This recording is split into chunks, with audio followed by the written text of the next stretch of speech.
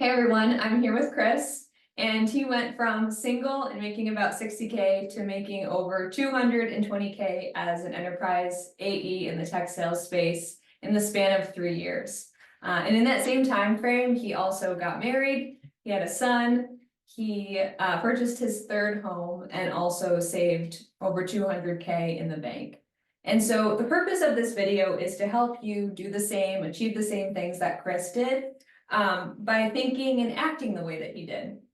We want to give you the tools to unlock the things in life that we have, like being able to work remotely, which gives us freedom of our time and power over the things that we work on, having a healthy, loving relationship, having children, being a stay-at-home parent, if that's what you're interested in, being able to afford a house or having a large savings cushion in the bank, and really just pursue what you're passionate about. So we believe you should take advice from people who have what you want in life. Yes. We understand that this lifestyle is not for everyone, but if this is the type of thing that you're interested in, we think you'll get a lot of value from this content.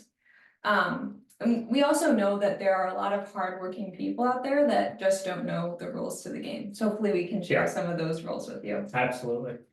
Chris is also the co-founder of Tech Sales Mentors with his business partner, Samir. And they've helped over 80 candidates get hired at some of the best tech companies in the world in BDR, business development rep, and SDR, sales development rep positions.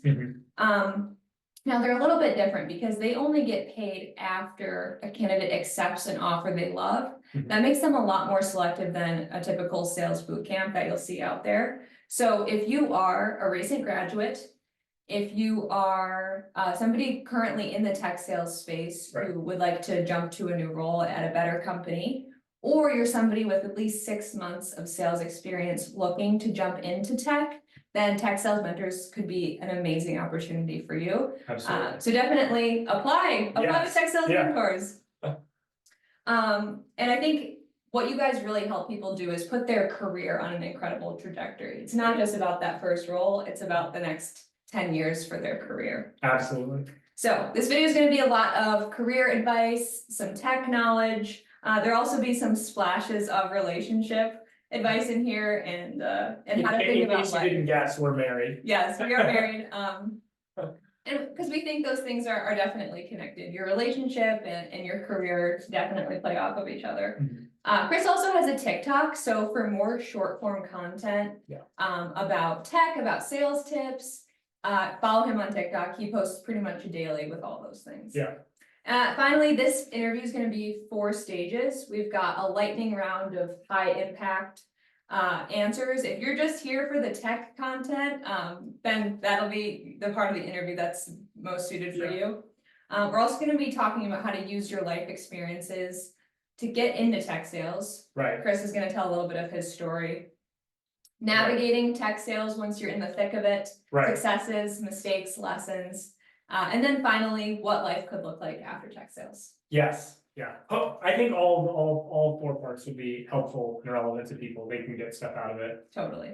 Yeah. Cool. So we might as well just jump right into the rapid fire portion. The first question is, does it matter what company you work for as long as it's in tech? Yes, it's a common misconception that as long as you get a job in tech sales, that's all that matters.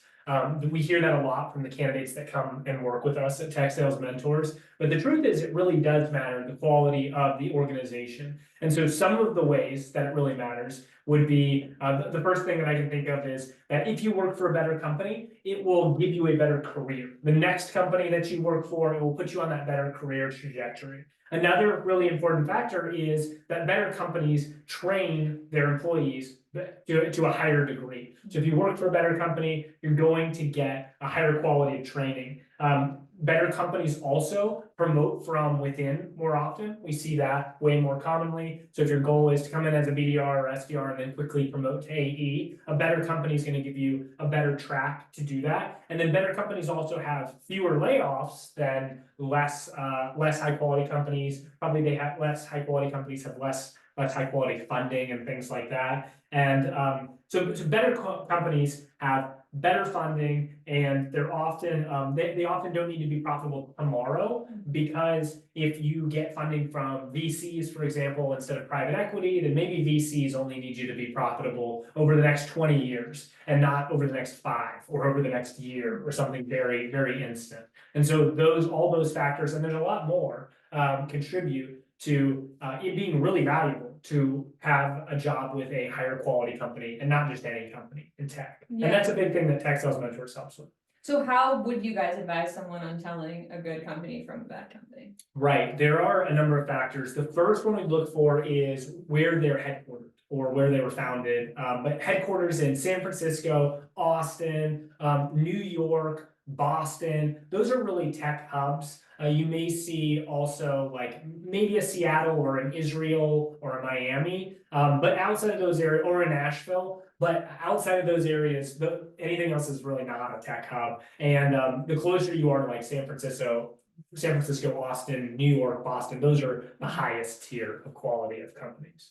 Awesome. So some other factors that go into the quality of the company are, so the headquarters, but also the number of employees. Ideally, you want to work for a company that has 200 or more employees, so they have an established playbook, they have product market fit probably at that stage. Some other factors would be, do they have funding? You want a company that has funding. Okay, is it private equity or is it VC, venture capital funding? Okay, if it's VC, how high of quality is the venture capital fund? There's like a top 10 list you can look up of venture capital funds. Ideally, you want to be one of the best companies, because those funders have looked into the company and determined how good the product is, how big the TAM is, how well the team is run, a lot of factors like that. So that's also great. Some of those would be like Khosla, Founders Fund, A16Z, known as which is actually Andreessen Horowitz.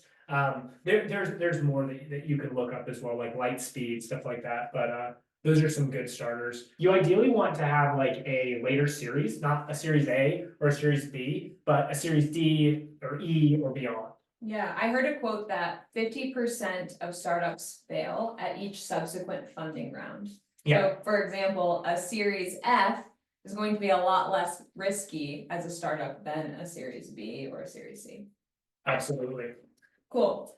We've seen a lot of candidates kind of get lost in the sauce of salary or sign-on bonus. Can you speak to that? And would you say money is the most important factor in choosing their next role? I would say it's probably the 5th most important factor in choosing a role. And just to rewind there for a second, if you're wondering what a series is, a series A is just the first time a company gets funding. Series B is the second time, C the third time, D the 4th time. So later series, they've been funded by multiple rounds. They've gone through multiple evaluations to see how their companies are performing and improving over time. But the reason that money is probably the 5th, here's the things that come before money. When you're thinking about whether or not to choose a company, the reason money is the 5th most important factor is some of those things that come first are going to be your career trajectory. Yeah. So you want to prioritize long-term goals. That's going to optimize for success over your life. And so it's much more important to work for the highest quality founder or company than it is to just get paid the most amount of money. That's learning versus earning. Alex Hormozi talks about this. He says that he had somebody come apply to be like on his marketing team, and he offered him like 50K, and the guy said, well, I can get 100K if I go work for this local realty company. And Hormozi's like, what are you thinking? If you work for me for a year, you have incredible cachet. You can go out in the market and basically work for any marketing company in the world. But if you go work for that local realty company, nobody cares. You'll never be able to translate that into future roles. And so it can be hyper valuable to work for the best companies that will set you up for the best career trajectory. Some of the other things that are really valuable, when you go to work for a company, you're going to spend at least 1% of your life working for them. If you work for them for like a year or 2 years or something like that. And so it's hyper valuable that you love the team that you're working on, that you love the manager that you're working with.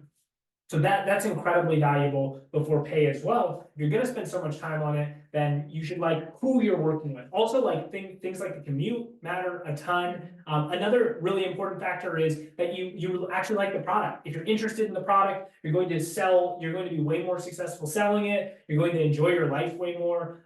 Those are all really big parts. And then the last one, Training. oh, training, yeah. If a high quality company is going to offer you way better levels of training and help you upskill for future roles as well. Yeah. Yeah. So then money, I would say, is probably fifth after those other factors. So we've got career trajectory potential, the quality of the company or the founder. Yeah. Your manager, training, the product you sell, then money as number 5. Yeah. Yeah, I think for you particularly, there's been a number of times where you ended up taking like a less prestigious job, but moved to a better industry. Right. So we'll Yeah. dive in a little bit more detail to that, but that's key as well. Yeah, that's huge for sure. Awesome. Okay. What are some other considerations, maybe not in the top 5, but other considerations when choosing a role? Yeah, some other considerations. Yeah, so another big consideration is going to be the quality of your territory. So an example of that is that when I went to work for HubSpot, I was coming from maybe a medium business account executive role would be a good characterization, and I was moving to the enterprise. So I got to do a title shift. That's a big consideration, is if you can do a title shift, it's usually very helpful because then you can go out and become, so for example, I can always go get another enterprise account executive role since I've had that title previously. But the next thing is the quality of the territory that you're in. Salespeople love to think, oh, all of my victories are thanks to me, and then all of my failures are the fault of my company. And probably the truth is somewhere in between that, probably closer to one side than the other. But the 3 most important things when you go into a set are generally territory, or timing, territory, and talent, or territory, timing, and talent. And so when I went into HubSpot, I actually was given probably a pretty poor set, a pretty low quality set. Now, I'd only been an AE for a year before I started with HubSpot. So did I deserve the world's best set when they were hiring me for an enterprise level role? Probably not. So at HubSpot, I was expected to sell something like, I think $6,500 or $6,900 of advanced marketing software, marketing and automation software to mom and pop grocery stores in Wichita, Kansas. And so that's a pretty tall order to do month over month over month. Yeah. And so the first year that I was with HubSpot, I actually did hit 100% of my quota, which was amazing. The second year though, I definitely did not. I definitely struggled in my set. And that's sort of part and parcel. Like I got this incredible opportunity to move up in title, to boost my pay at HubSpot. And so I wasn't going to get the world's best set. Yeah. But HubSpot did offer me other really important perks. So an example of some of the other perks that I got from working at HubSpot were that HubSpot let me spin up my own CRM, my own instance of HubSpot that had all the tools with it. And they actually encouraged me to start my own business and use all the HubSpot tools so I could have a really good understanding of what HubSpot does, which is allow people to spin up their own businesses and bring that into my sales. And so the company that I spun up was called gethiredintechsales.com. And we help people get hired in tech sales. And we helped a few people do that. And I said, wow, this is so hard. I need some help with this. And when I looked out at the market, all I saw were a bunch of boot camps and they were all scamming people. And I was like, oh my gosh, there's a bunch of scam artists out here. And except for one guy, and that was Samir, this guy that I reached out to who ended up becoming my business partner. And that allowed me to do contracting work and start working with Samir full time and jump into entrepreneurship. And so all of that to say, when you're looking at your next role, you should definitely not just look at money. There are a lot of other amazing benefits, perks, factors that you should consider when looking at a role. Yeah, and you and Samir do an amazing job helping people navigate that, especially when they don't have a lot of experience doing it on their own. Yeah, for sure. So how do people apply for jobs now, and what should they actually be doing instead? Yes, so it's incredibly common. We just see people hit the easy apply button on LinkedIn. And in fact, Olivia, you had a great example of this from a LinkedIn post you recently saw. Totally. So this guy was a hiring manager, and here's the numbers he broke down. The number of applicants that just hit the easy LinkedIn apply button, 312. That's a lot of resumes to sift through. Applicants who connected with him on LinkedIn, 53. Applicants who sent him a direct message after that connection, 19. Applicants who sent him an email, 1. And then applicants who called him, also 1. I have a feeling that the email and the call were maybe the same person. No, he said they are, in the link, we'll post it like right here, but. Yeah, Yeah, he says it's, and so the way you should be applying is using something like Apollo or Lead IQ or Zoom Info to pull if you find a job, you find the hiring manager and the recruiter attached with it, you pull their phone number and email address using tools like Lead IQ or Apollo, and then you should have an outreach, a personalized, completely customized, personalized outreach sequence and calling sequence to that hiring manager and or that recruiter to get you into these interviews. If I'm a hiring manager or recruiter, everybody who uses the easy apply button, that's going straight in the trash. Now, so if you don't want to do this stuff yourself, or need help with it, this is actually exactly what Tech Sales Mentors does for our candidates. We do all that outreach to get you into these amazing opportunities with the best companies. And then as a side effect, we also teach you how to do it. But our goal is really to do it for you to get you into these interviews. yeah. Yeah. The whole idea there is treating the job application process like the SDR or Yeah. BDR role itself. Right. They're gonna be so much more willing to hire someone who can clearly do the job that they're hiring for. Absolutely. All right, next rapid fire. Is sales for everyone? Absolutely not. No, sales is not for everybody. There's a lot of uncertainty in sales. Sometimes Olivia and I have had tons of uncertainty about when or if we'd get paid next. There's been parts where like we thought we were gonna get put on a PIP or we're on a, I don't know if we've ever actually been on a PIP, but like threatened with PIPs, things like that. And that's a performance improvement plan, if you don't know. Which leads to you almost always getting let go or fired. There's also been times where we've gotten huge, like very large paychecks for us, you know, like I think $30,000 stuff around that amount. Yeah. So there's tons of variance in your pay. There's because our roles are absolutely tied to performance and results. It's common, people think sales people are lazy, or that you can get into sales and like be doing some kind of side hustle, like trading, like Forex trading or something. That's not the reality.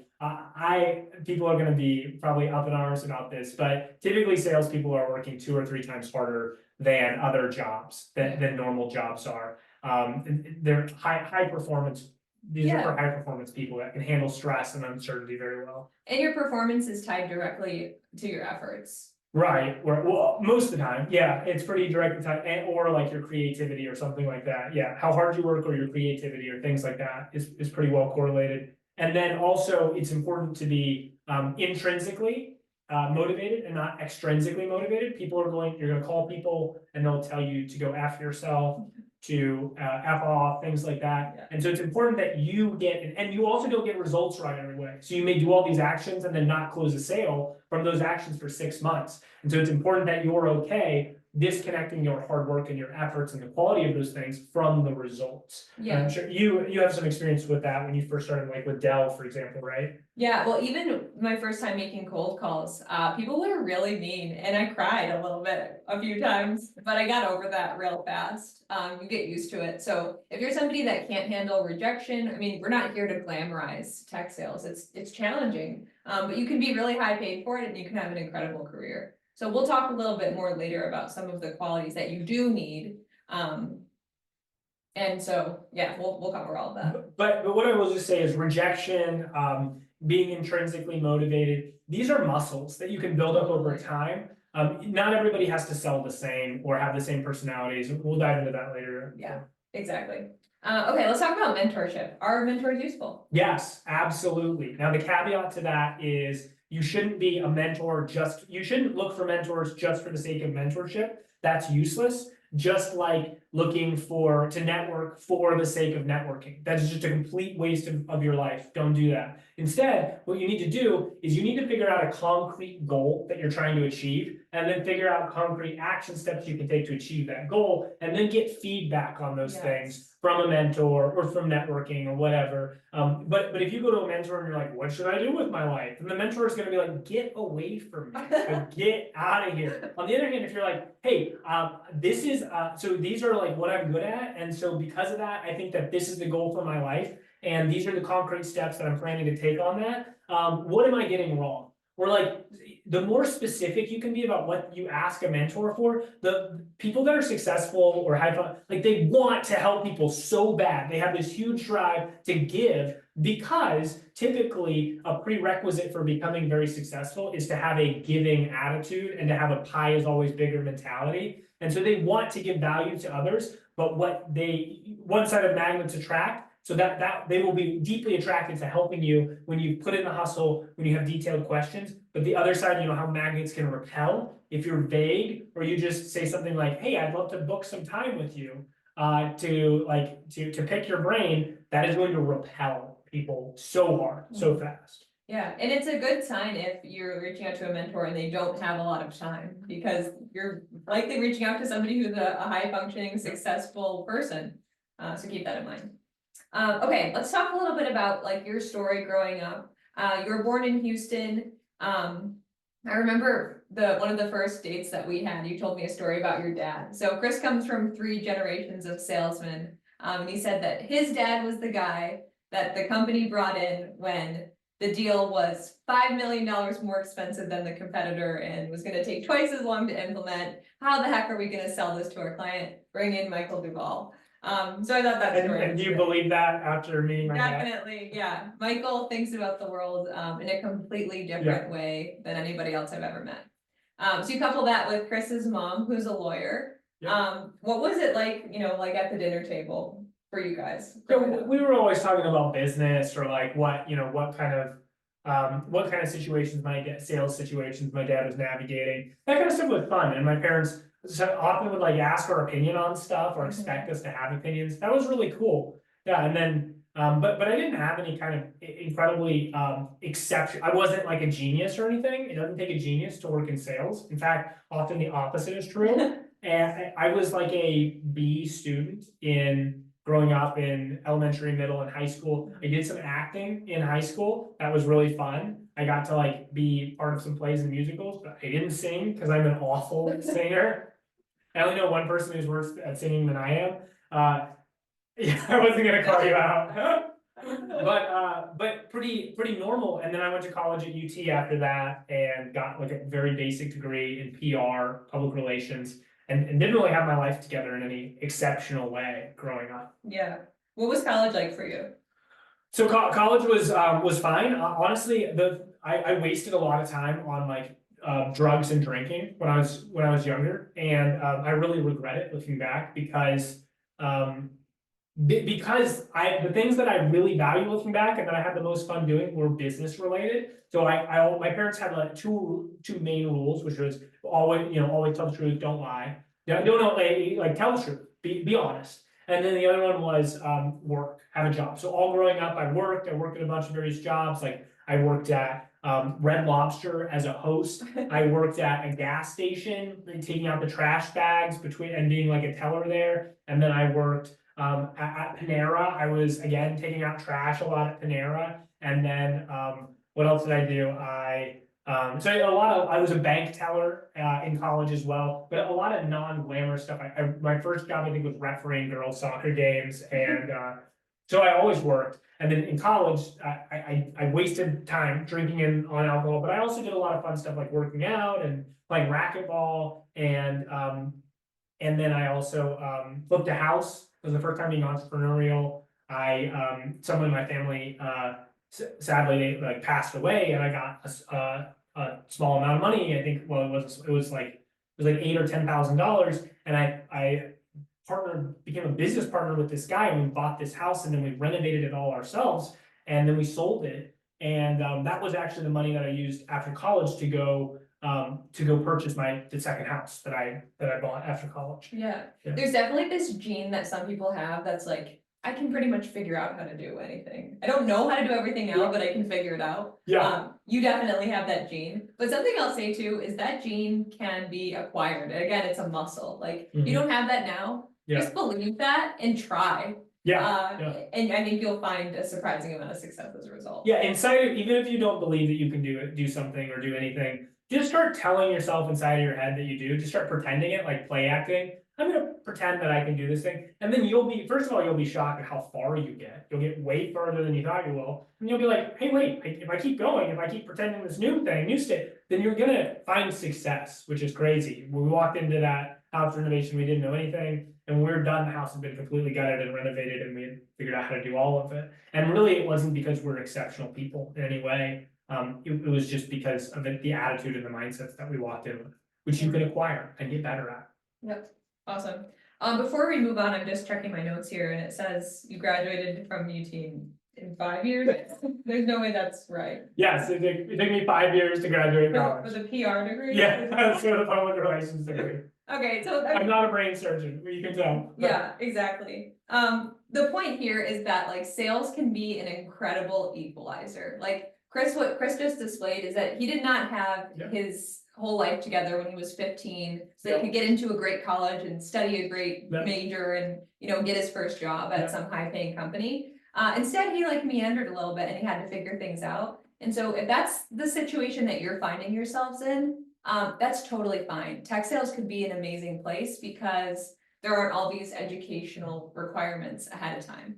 Yeah, and so if my goal had been to be a doctor or a lawyer, I probably would have had to have my stuff together, my life together much earlier, maybe even like in high school or middle school in order to get into prestigious universities. And that's not true for tech sales. Even if you're older, you can turn it all around and just in a handful of years, like me, go from making 60K to like 220K. And the answer there is you probably will have to step back in your career to get into the right industry, to get into the right verticals and start like I did. When I started in the tech industry, I actually had started at minimum wage. And then within 3 years, I was making 220K. But you can do it as long as you're willing to start at the beginning. And then as far as personalities, not everybody has to be like me. So Olivia, do you want to talk to do you agree? Does everybody have to have my personality to be in sales? Absolutely not. I very much differently than Chris. I was a straight A student. I studied professional selling in college. That was my major. So I took a very different path to get to a very similar place as Chris.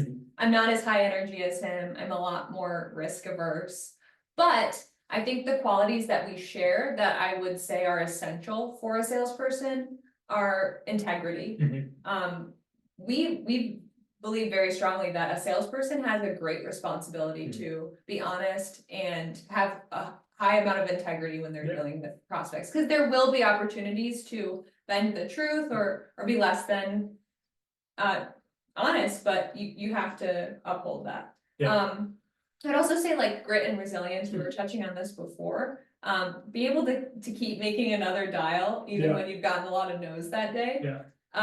Also curiosity, just you have to ask a lot of questions in sales. So being genuinely interested in business and people and companies really helps. And then finally, just work ethic. Put in long hours. And if two things I'll say, the first one is that if you want to sell at the highest of levels, you actually need to be a high trust and high integrity person. And that's not fakeable over any significant period of time. It leaks through your pores, whether or not you're honest and trustworthy.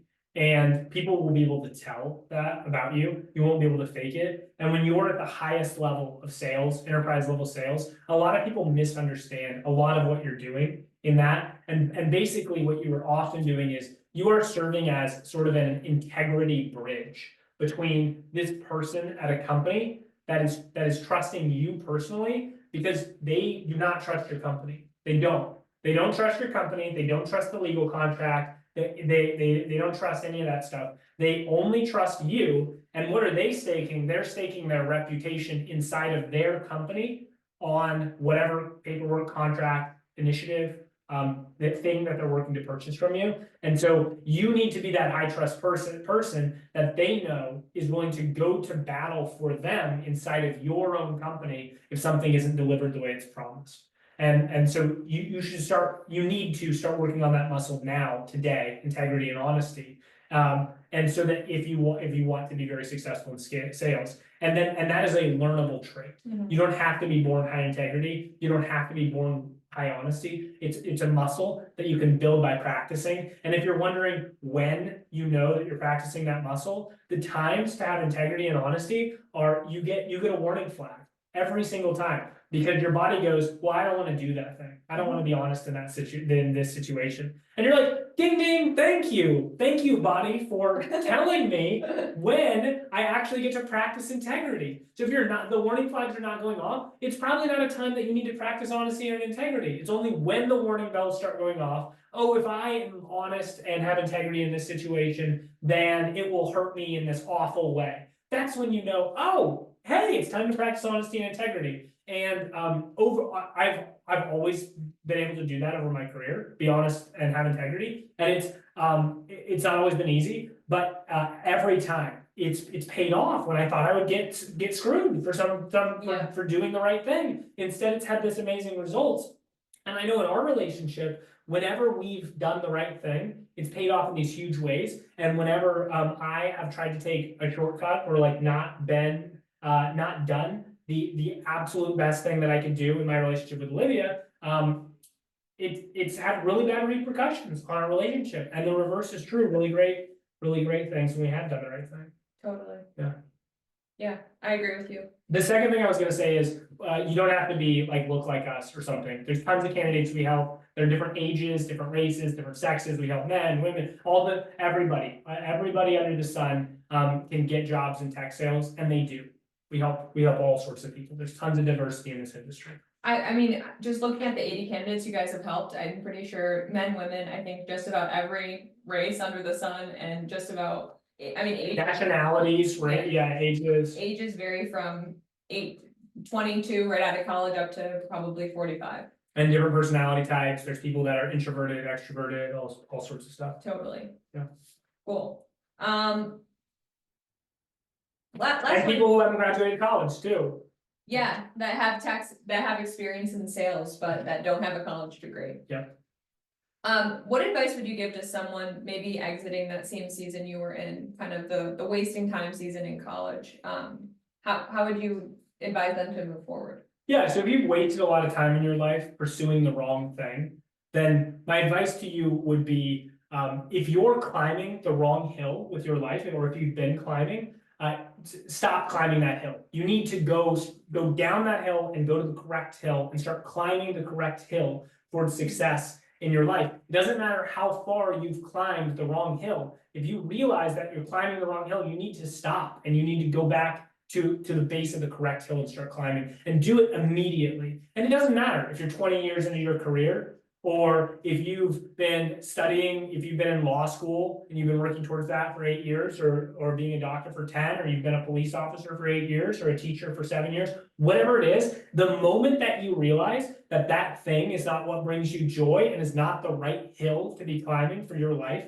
that's not what you're meant to be doing, and you're miserable there, stop investing in that thing. It's immediately time to go climb the correct hill. So there's 3 phenomenons that I'll speak to here. One is called the sunk cost phenomenon. And I'll put up a great picture here. It's 2 guys on a boat, and the boat is sinking, and one of them says, we've got to get rid of this anchor. And the other guy says, we can't get rid of this anchor. We paid so much money for it.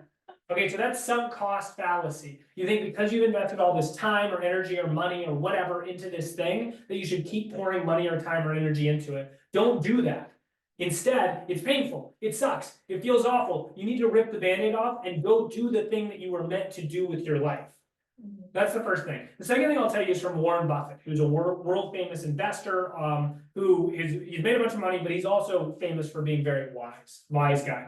And he says, and I'll put the quote up here, it's something like, when you realize, when your boat is sinking, and when you realize your boat is sinking, instead of devoting all your energy to trying to fix the holes in the wrong boat, it's better to spend the energy getting into the right boat. And I've had to do that multiple times in my life. When I was a financial analyst, I realized I sucked at being a financial analyst. I had to get into sales. I had to take a pay cut back. And then from sales to get into tech sales, I had to take another huge pay cut, and it felt very like humbling, even humiliating, embarrassing.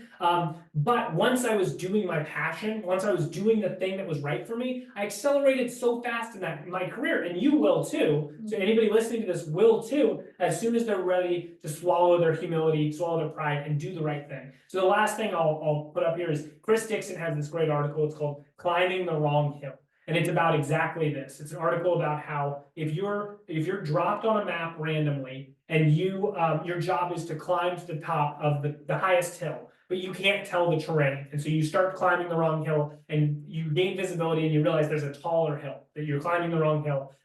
Then strategically, mathematically, what you need to do is you need to climb down that hill and go climb the correct hill. But people refuse to do this in their careers all the time. In fact, smarter people refuse to do it even more than dumber people do, than less smart people. And Chris Dixon he realized this when a kid came to him and said, I hate working in finance on Wall Street. I hate this environment. I want to go work in a startup, but I've already invested a year into working in Wall Street. And Chris said, go do it. And when the kid told his bosses on Wall Street, they put on a dog and pony show and said, like, we're going to promote you. We're going to give you more money, better responsibilities. And so the kid decided to stay in finance and double down on his investment. But it's not going to get easier in year 2. You're just going to have made twice as much of the wrong decision.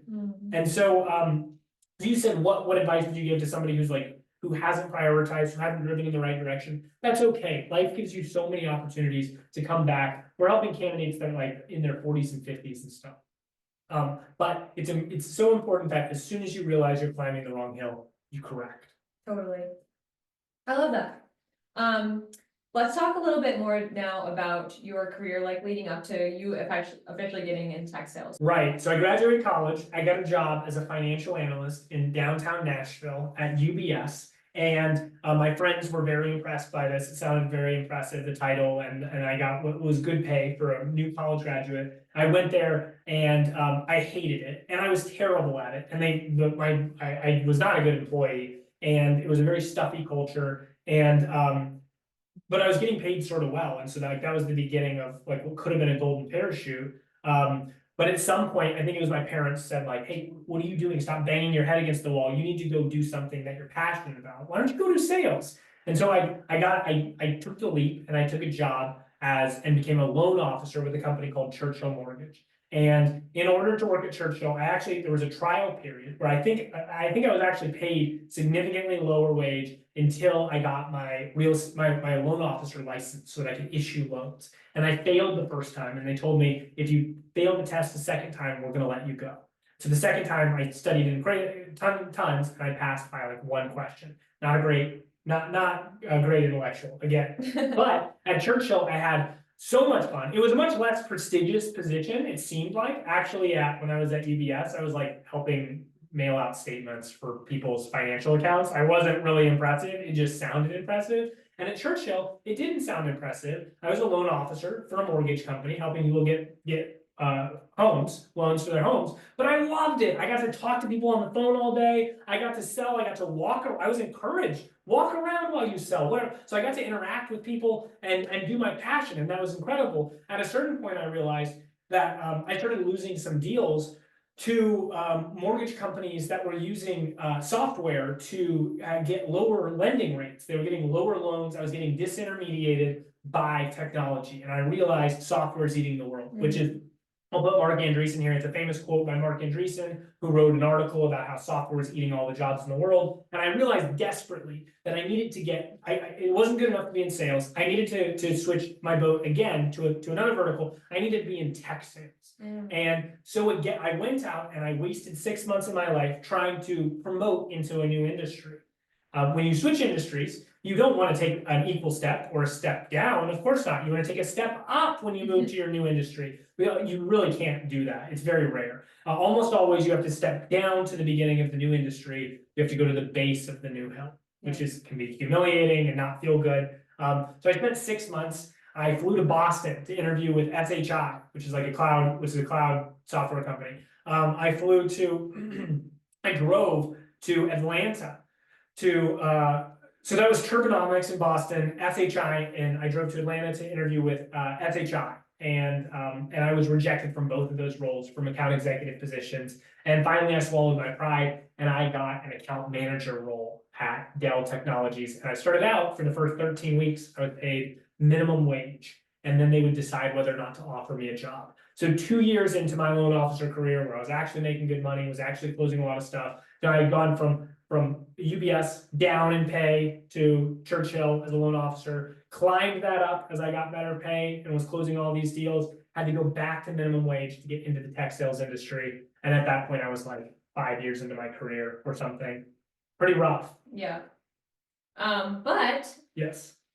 I think you found a lot of success at Dell, so tell me about that. What was it like working as an account manager? It was amazing. I had so much fun at Dell. It was so exciting to work with thousands of people in the office at Nashville. We had a hub that had either thousands or tens of thousands of salespeople all working together in Nashville. And I had an incredible experience. And that's actually where I met Olivia, my lovely wife.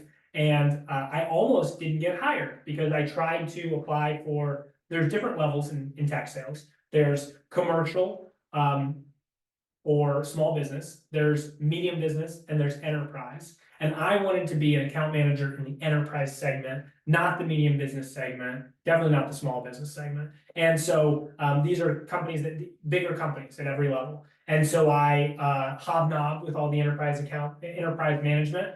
And the medium business people fought for me, but they lost. And the enterprise team, the enterprise segment was told that they were allowed to hire me. And so then the medium business managers put out all their offers to candidates. Everybody got hired on. And at that point, enterprise had their budget cut.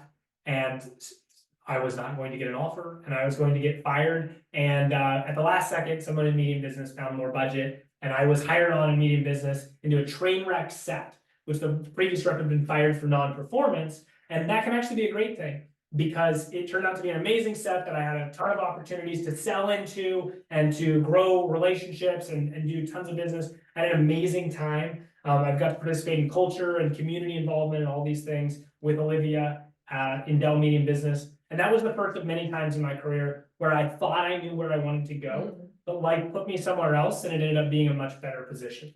Totally. I remember coming into Dell and my first interaction with Chris, which was actually over a year before we started dating. He was teaching the hunting sales class for my training class. Which tell me a little bit about what's hunting sales versus farming sales. Yes, there's two main types of selling. Farming is where you're cultivating accounts. You're trying to get them to increase their spend with the company. Hunting is generating net new business for your company, growing going out and getting brand new revenue. They're both valuable parts of sales. The other thing I remember about Chris was he was loud on the sales floor. He was loud, making calls, pacing everywhere. But he was in the office before anyone else, and he stayed later oftentimes than anyone else. So you definitely made a reputation by being one of the most hardworking people on the floor, and I think that definitely translated into the rest of your career. Can you talk just briefly about like a typical tech sales progression for people who may not be familiar? Yeah, so the account management positions that Olivia and I had that we translated into account executive positions are much less common today. Typically what you see, especially in software sales, is someone is a BDR or SDR, business development rep or sales development rep. Then, and in that role, their job is to book meetings with qualified prospects for their account executive. In that role, somewhere between 8 and 15 months, you should promote into an account executive role if you're hitting your quota. And then from an account executive role, typically that's a small business account executive role. And then from there, within like a year, you can promote to medium business and enterprise account executive sales. And those roles, BDR, SDR could pay somewhere between like 60 and like 100 or 110,000, depending on the role. And then small business AEs are typically like 120 to like 140. Medium business are often like 140 to 160 or 180. And then enterprise is typically like 175 to like $300,000. I mean, some of these enterprise roles or strategic account executive roles can be $500,000, multiple millions of dollars in the right situation. Yeah. And what was your goal? Like, you didn't want to just be an account manager at Dell forever. What was your Right. plan? I went into Dell immediately wanting to be an account executive. That was my plan from day one. And actually, as I got closer to that, I stopped dating. I stopped socializing with people. Like, my whole focus was on becoming an account executive because I knew I would have to move for that. So I was very focused on getting this promotion to an account executive role. And do you want to actually talk through how we first met? Yeah, sure. So Chris was intentionally not dating for this promotion, which I didn't know.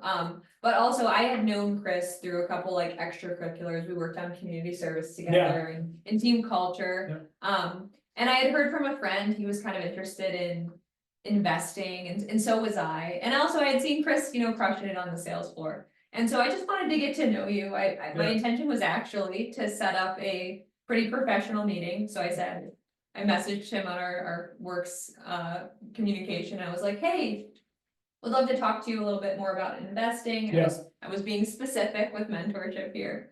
And he said, sure, put some time on my calendar. Really embarrassing. If you're a guy, don't take that advice. That's really embarrassing. But what I said, I insisted. I was like, no, I'd actually love to buy you coffee. I'd love to meet in person. This was at kind of the thick of the COVID era, so I was just starving for person-to-person connection. I had just moved from North Carolina, where I was going to college. And so surprisingly, Chris agreed to meet me for coffee. And we just had a great time. We had coffee and we talked about sales and investing in our families, and it turned out we had a lot in common. And so kind of the meeting was winding down, and Chris leaned back in his chair and he said, so what was your goal for this meeting? And I said, well, I think just, the more people who know what I'm about, the better. And he said, personally or professionally? I said, well, both. And then he was like, well, if you'd ever want to do something a little bit more casual, like go out to dinner with me, let me know. And I said, sure, I'd love to. And I already decided that if on the off chance Chris asks me out on a date, I think I'll say yes. And so we started dating officially. We were exclusive with each other a couple weeks after our first date. I'll pause here really quick and give any guys who are listening some really good advice on first dates, which is Chris provided me with a choose your own adventure of sorts. He followed up right after we left with 3 options. He gave me like a sushi place, an Italian restaurant, and Topgolf. Yeah. And he was like, hey, I'd love to plan this date. Which one do you choose? And so that gave me like a ton of freedom to pick the one that vibed most with my personality, but also he was the one initiating and planning the date, which I really appreciated. And for the guy, that gives you a chance to kind of see what the girl is into and if you guys would mesh well together. So that's some good first date advice. Yeah. So yeah, and then we started dating, but you were still really focused on getting the account executive position with Dell. Yeah, and I actually got a verbal offer from a manager at Dell to move to Phoenix, Arizona. And so I came and told Olivia that, and she let me know, like, we're not gonna do this long distance. And so then I had to make a decision if I was going to prioritize my career or Olivia, and I chose Olivia. And at that point I said, hey, I proposed. I said, will you marry me? And we got married pretty fast after that, and I let the company Dell know that I would not be pursuing that role with the company. And it was amazing to be in love. We still are in love. It is amazing to be in love and to get married and all those things. It was also very it was a little devastating for my dream to die, the thing that I've been working so hard for 2 years. But so often in life, what you're defined by is how quickly you're able to pick yourself back up. And so Olivia and we picked ourselves back up there, and we realized I had to work in a remote setting. I had to go remote as an account executive. And so that's what we started doing, working to get me a remote role. And the first one we tried with was DocuSign. We spent a ton of hours working together to prepare for that, and I was rejected from that role. But then the next role I applied to was JumpCloud, and I was pretty upset again that I'd gotten rejected from DocuSign. But JumpCloud made me an offer, and JumpCloud had some bad Glassdoor reviews, and we thought it was not as good of an offer as DocuSign. But I accepted that offer with JumpCloud, and they turned out to be an incredible company. And looking back, we're so happy with them. And actually, probably, Jump Cloud is now seen as a more prestigious role than that role at DocuSign would have been, which was like SLED, more small government Yeah. type thing. Totally. And the whole transition from, focusing on this AE role at Dell to switching it up and choosing a remote account executive role, it's such a classic example of like, when your head is down and you're so focused, it's really easy to lose the forest through the trees. Mhm. We thought that was the only option for you Yeah. to become an account executive, Yeah, but it just wasn't true. right. You had to tell better stories around your experience. Yeah. And clearly you got that role at JumpCon, which was a really key stepping stone for your career. Right, that was like a medium business account executive role is what it was. I mean, I was even selling into some enterprise accounts in that role, and it allowed me to catapult into HubSpot later on. It also gave me startup experience on my resume instead of like public company, which I already had with Dell. Yeah. So then I had experience working in public companies for startups in software sales. It was really beneficial. And then as soon as I had that role, what happened? Then you told me, okay, now it's your turn. And I was like, what? I was just out of college. No! I only had 1 year of sales experience Yeah. at Dell. I was like, I can't be an AE. Like, are you crazy? Yeah. But we used what we learned from your DocuSign interviews, and I actually got hired at DocuSign. Yeah. Which was a better fit for kind of my personality anyway, and my experience. And so we went from combined, I think you were making 70K at Dell, I was making about 50K. So combined 120 to now you were making 140, Mhm. 70-70 split between base and commission at Jump Cloud. And I was making 130, 65-65 split at DocuSign. So the difference there is 120 combined to 270 combined. Right. Yeah. And so that was huge. As we were starting off in our marriage, like, how did our relationship affect our career progression, do you think? Yeah, so I think it's common to think that if you prioritize your relationship, it will sidetrack or derail your professional career. But what we found is actually the opposite is true. Your relationship, as long as you're married to somebody who's not just a total lodestone around your neck, doesn't even have to be your life perfect partner, just somebody who's not a total lodestone, then being in a relationship actually will supercharge your career. And that's what we found professionally. I may not have gotten that job with Jump Cloud or with HubSpot if I hadn't had Olivia there to prepare with me and interview with me. Which if you don't have that person, or if the person, your significant other, doesn't have that interviewing experience, come work with Tech Sales Mentors. We will be that person for you. But together, we were able to catapult our careers and catapult our income and do all of these things by having a relationship together. And it wasn't just in the interviews, it was all these other flaws that Olivia and I, this may be shocking, but Olivia's not perfect and I'm not perfect. And so all these flaws that we have that we were only able to fix because our partner pointed them out to us repeatedly, not in a mean way or like an antagonistic way, but just with kindness and love, and said, like, we need to fix this flaw, we need to fix this thing in order to prioritize our unit together. It's not about Olivia, it's not about me, it's about our unit, the collective. And that's the only way we've been able to improve as people as much as we have in our lives. And so if you're out there and you're trying to like prioritize your career over your relationship, don't do that, because prioritizing your relationship will prioritize your career. Yeah, I totally agree. And I think the foundation that we laid for our relationship was a key part of and why it helped propel our career so much. So we'll come back a little bit to like the sales process and like how you can stand out in your sales role, that type of thing. But let's talk kind of about the relationship aspect of it while we're on the topic. So like Chris said, we got married within 11 months of really meeting each other for the first time, which for most people will sound incredibly soon. But we knew that we wanted to share a life together, and we didn't see the need to date for a long time because we had already figured that out pretty early on. Yeah. So what would you say are what were our non-negotiables as partners? The honesty, trustworthiness in each other is the most important thing. Being able to trust your partner, that they're like a faithful person, and being high integrity and trustworthy. Some of the other things that were important to us was that like probably one of the big things is intellectual compatibility, that we can have conversations about things that we're both interested in. And then what that leads directly to is compatibility and being able to laugh about things. Yeah. We have so much fun laughing about these things because we're interested in similar things. So those are some of the big things. And then how we view life itself. Olivia's dad was a salesperson and she was a salesperson. And so we had similar goals for our lives.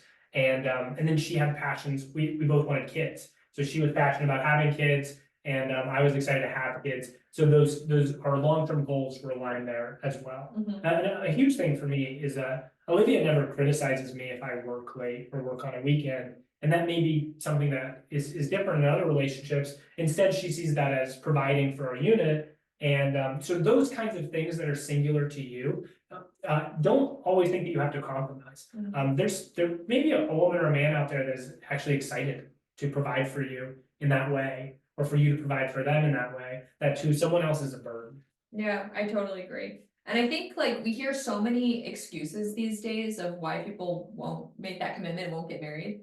I've heard everything like the Yes. economy's bad. Yes, we Or- heard that recently. Yeah, or like, oh, I'm just waiting for my personal finances to get in order, or just. Waiting for a promotion. Yeah, or the whatever. timing is off, and like, that's so vague. And Yeah, so, if you are with somebody that meets your non-negotiables, they're willing to grow with you. yeah, And you guys are aligned on your values and your missions, like, our advice, get married. Because we've seen it incredibly. Yeah. Contribute to our net happiness. yeah, we're way our- happier people. Our careers, and like, Yeah. you don't do everything for the sake of your career, but it's a huge part of your lives, and so having a partner, we've just seen tremendous value from. One we missed was faith. We're both Christians. That was probably the cornerstone that all the other things that we talked about were built on. Definitely. Yeah.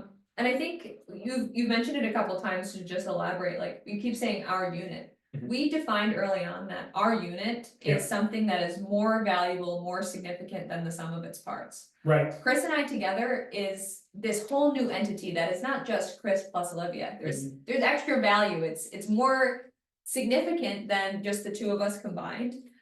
So we actually we treated our relationship from the beginning like a startup kind of. Yes, we did. Chris's company Jump Club put out like a yearly goal It was presentation. a deck. It was a PowerPoint deck. Yeah, and so The Chris, company's goals. so Chris I'll made a post an image copy. here and then I'll post a copy of it below of our Yeah, unit one, the first one we made. so Chris, he made a copy in Yeah. Google Slides, and Yeah, we replaced the company's missions with our missions as a Yeah. couple. Yeah. And it's been so great to look back on, to see the things we've accomplished, but it also is such a guiding light for, hey, are we on track for what yeah. why we started this whole thing to begin with? What's our game plan? You know, Yeah. where are we going? What's our adventure? And a lot of it's changed too. Like we have stuff in there like getting a dog or buying land that we've changed our vision on. Yeah. But if you don't have a vision in the first place, there's nothing to change. Mhm. And so if y'all are in a relationship, I encourage you to make a copy of that deck and translate it for your relationship. And I think it will have a huge impact.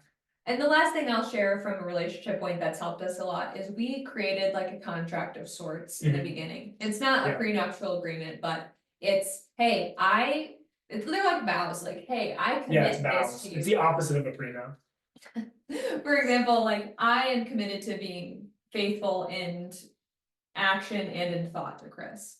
Yeah. And so I put my signature Yeah, on that, and this is a document Yeah. that's hung up like in our closet, Yeah. place that we look every single day. I'm committed to making love an action in our relationship. And so these are That's things, yeah, we'd encourage you to kind of create something similar for your relationship that makes sense to you. And it's not beautiful, like it's lined paper, it's got a coffee stain on it. It's flawed, just like we are, but it's valuable. Totally. Okay, so kind of back to the whole career progression thing, where we are in the timeline is you just accepted your job with JumpCloud. How can someone who is just started a new role stand out? Yeah, let me go back a little bit and talk about like why I decided to do another jump from, you're talking about at JumpCloud. Yeah. How can somebody stand out? I wouldn't focus on like kissing butt with the bosses or leadership. I would just figure out what the highest performer in your org or on your team is doing, and then copy exactly what they're doing, but increase the quantity, and then if you can, slightly increase the quality, and do that for a while. And outwork your peers, especially if you do that in the beginning, and later on, you're going to be able to work, have a significantly higher volume of work than your peers will. And if you match their volume of work later on, it will actually take you significantly less hours and effort if you are higher performing at the beginning. So put in the work, bust your butt, but also do it in a smart way. Actually be smart about how you're thinking about working, and that kind of stuff will translate into the quantity and quality of your work. It should translate into your success, and then leadership will see that. Yeah, that's how you stand out. Yeah, what did you do at Jump Cloud? What program? Oh, I started the outbounding program. The outbounding program was, I've always loved hunting. I'm very passionate about actually, I like sales. If you don't like selling, then probably you shouldn't be in sales. But I've always loved sales and outbounding. And so I founded a program to run an outbounding motion at Jump Cloud. We had some good success and we had a ton of fun. Yeah. Yeah, that's awesome.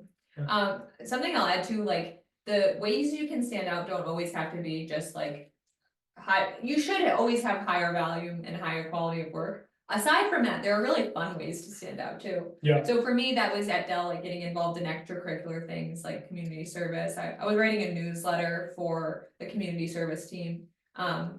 And there's a great adage that's like, Yep. if you want something done, ask the busiest person to do it. Yeah. And so we both have created reputations Yeah. like that for ourselves. Like, how are they getting everything done? The answer is working longer and harder. But it's also, you know, these things are muscles. And so you learn how to become really effective with a lot of different tasks. Also, people work way less hard than they think they do. If you want me to prove this to you, you can go into your settings on your phone and it will tell you how many hours of screen time you spent looking at your phone just this week. So there's a massive amount of time that people waste on Netflix, Amazon, or their phones, and it actually is contributing to you being, or like doom scrolling. It's actually contributing to you being upset with your life. And so if you change your habits where you're not doing those things nearly as much, you'll be happier with your life. And so it's like, people are like, why do you work? Why would you work more? That's gross, or that your life is boring.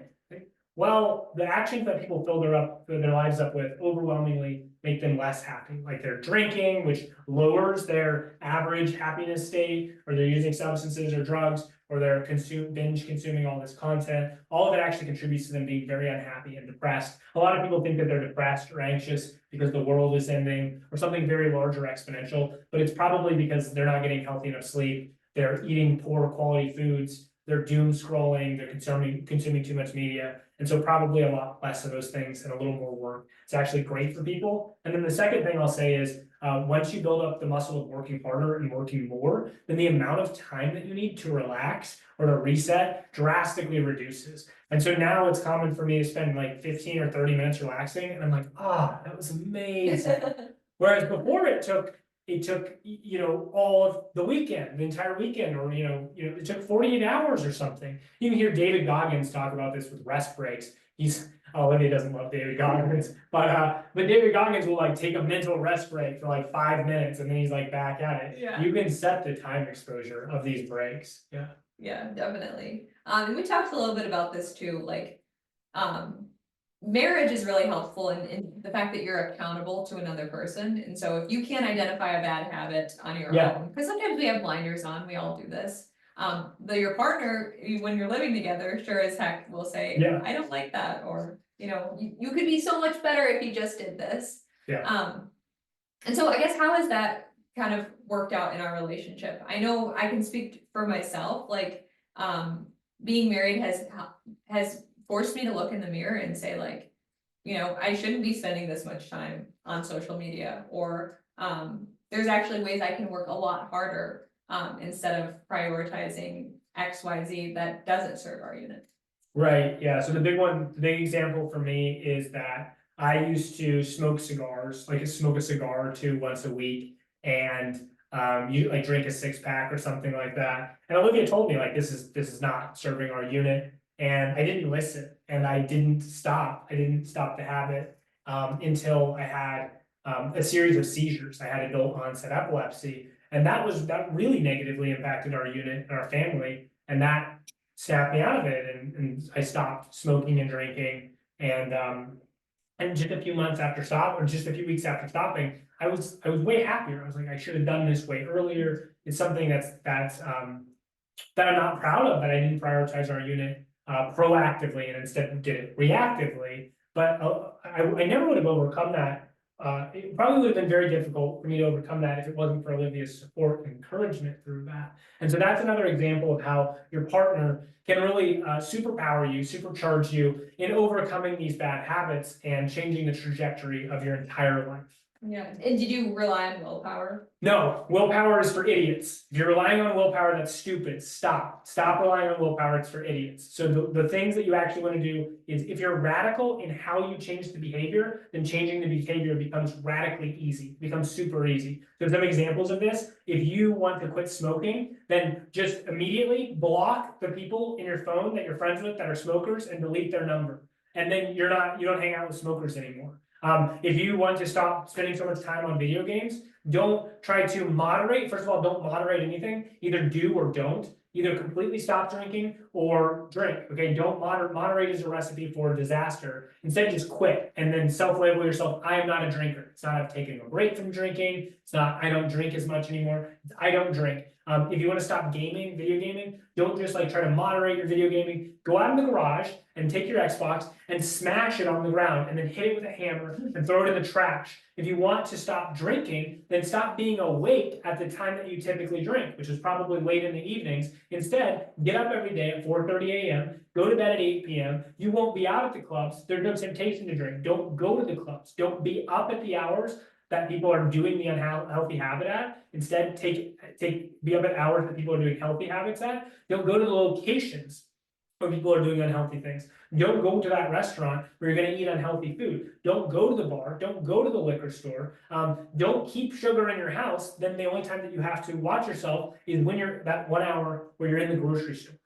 So when you have a radical approach to overcoming these problems, then actually it's pretty easy to be successful.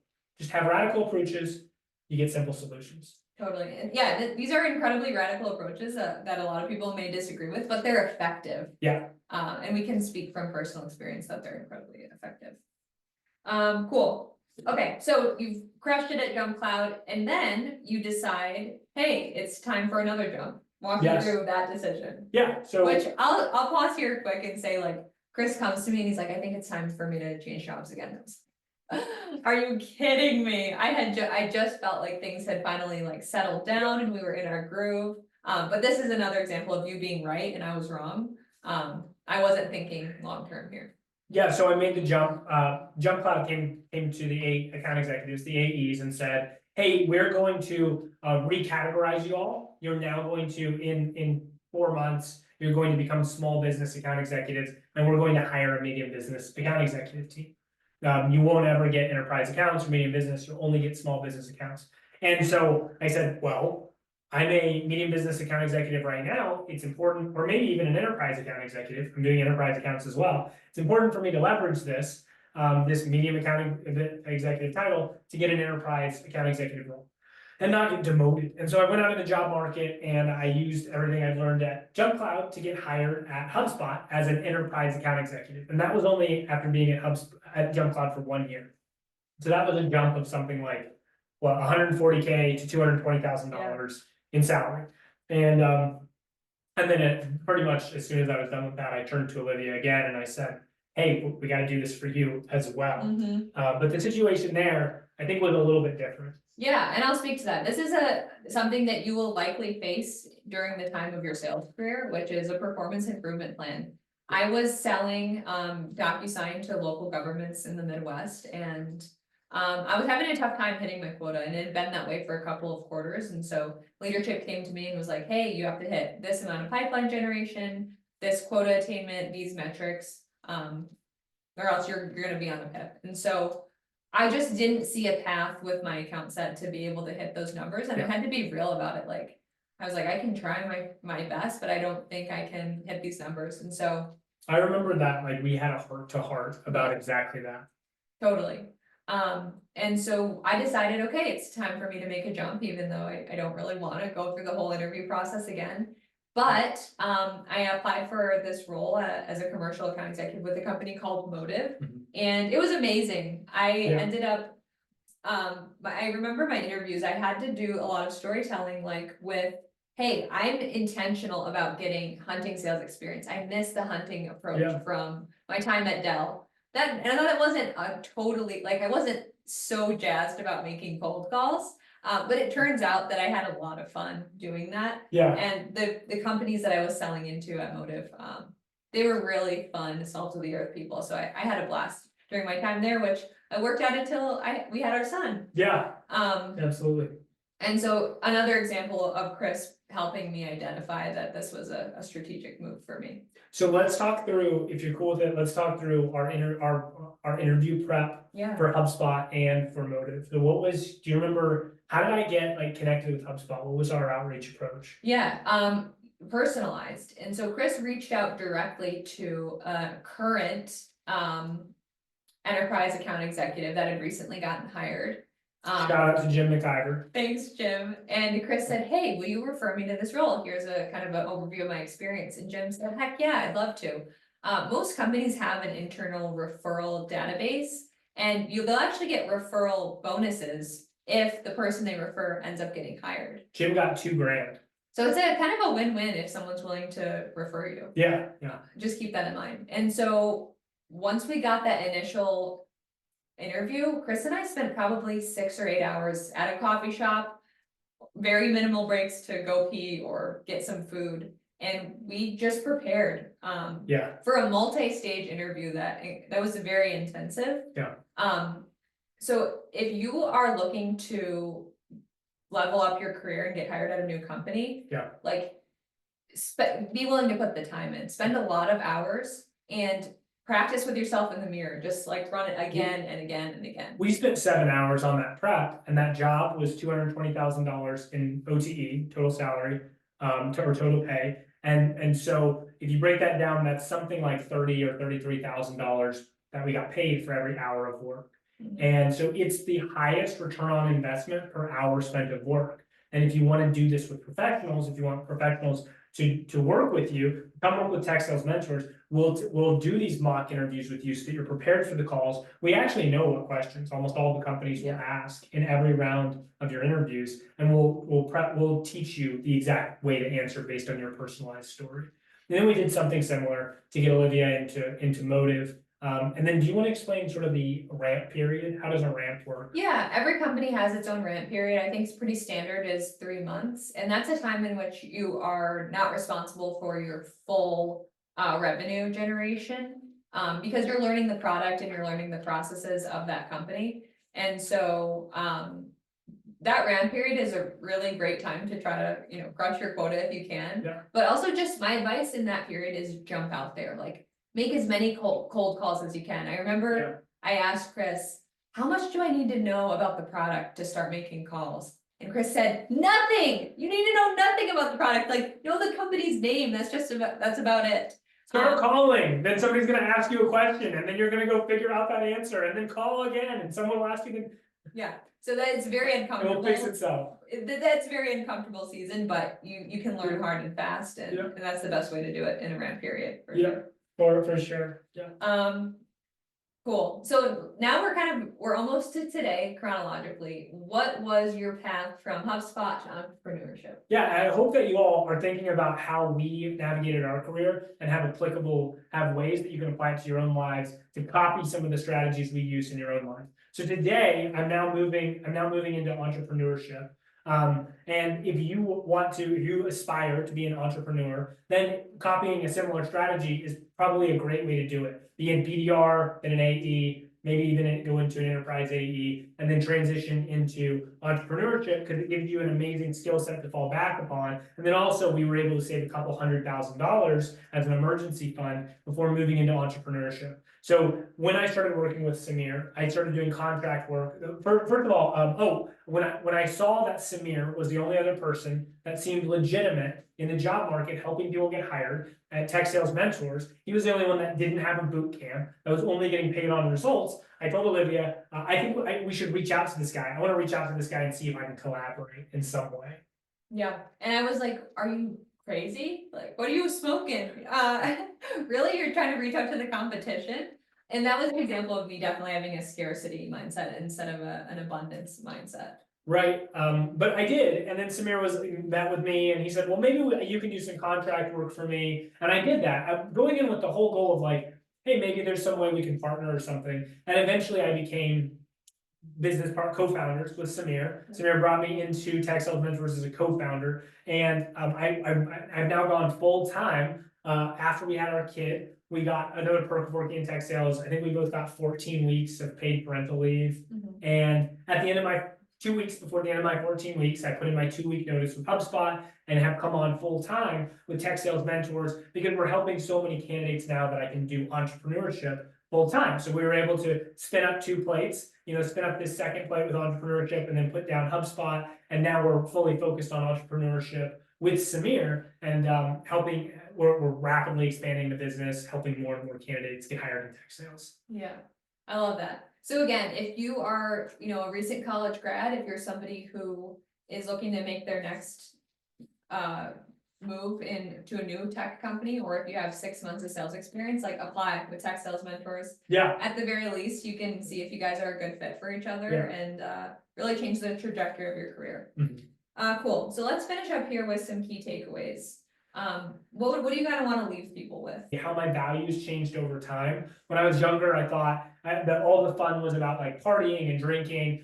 These things are temporary. At some point you will grow older and you won't be interested in those things anymore. You may think that that won't happen, but almost certainly there are universal truths that apply to everyone, which is you almost certainly want to get married, have a long-term partner, have children, have a home, and have a job where you can provide for them. And so start working towards those things today, early on if possible. And the way you work towards them is the smallest way possible. Like if you don't have a job, just go get a job. If you have a job, but you want to do what we're doing, just go get a sales job, okay? Move from your job to a sales job. And you can chunk this thing, and you'll be shocked at how quickly you can progress once you start working towards it. But stop wasting time on things that don't serve you long-term if you can. That would be the first thing that I'd recommend. The next thing is that Olivia and I have transitioned from wanting to consume all types of content to actually being very selective about what content we consume. So if you're in a similar place, I encourage you to radically cut down on the content that you're consuming and make sure it's content that actually serves you and your unit.